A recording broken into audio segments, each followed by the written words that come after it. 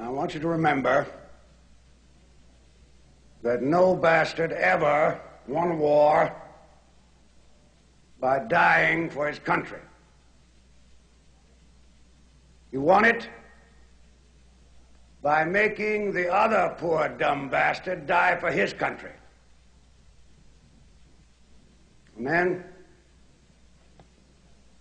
all this stuff you've heard about America not wanting to fight, wanting to stay out of the war, is a lot of horse dung. Americans traditionally love to fight. All real Americans love the sting of battle. When you were kids, you all admired the champion marble shooter, the fastest runner, big league ball players, the toughest boxers. Americans love a winner and will not tolerate a loser. Americans play to win all the time. I wouldn't give a hoot in hell for a man who lost and laughed. That's why Americans have never lost and will never lose a war, because the very thought of losing is hateful to Americans. Now, an army is a team. It lives, eats, sleeps, fights as a team. This individuality stuff is a bunch of crap.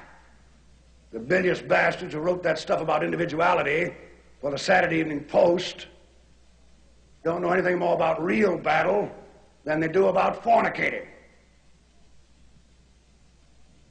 Now, we have the finest food and equipment, the best spirit, and the best men in the world.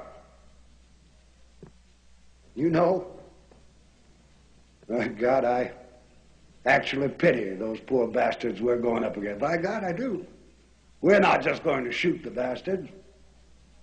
We're going to cut out their living guts and use them to grease the treads of our tanks. We're going to murder those lousy Hun bastards by the bushel. Now, some of you boys, I know, are wondering whether or not you'll chicken out under fire. Don't worry about it. I can assure you that you will all do your duty. The Nazis are the enemy. Wade into them. Spill their blood. Shoot them in the belly. When you put your hand into a bunch of goo that a moment before was your best friend's face, you'll know what to do. Now, there's another thing I want you to remember. I don't want to get any messages saying that we are holding our position. We're not holding anything. Let the Hun do that. We are advancing constantly, and we're not interested in holding on to anything except the enemy. We're going to hold on to him by the nose, and we're going to kick him in the ass. We're going to kick the hell out of him all the time, and we're going to go through him like crap through a goose. No.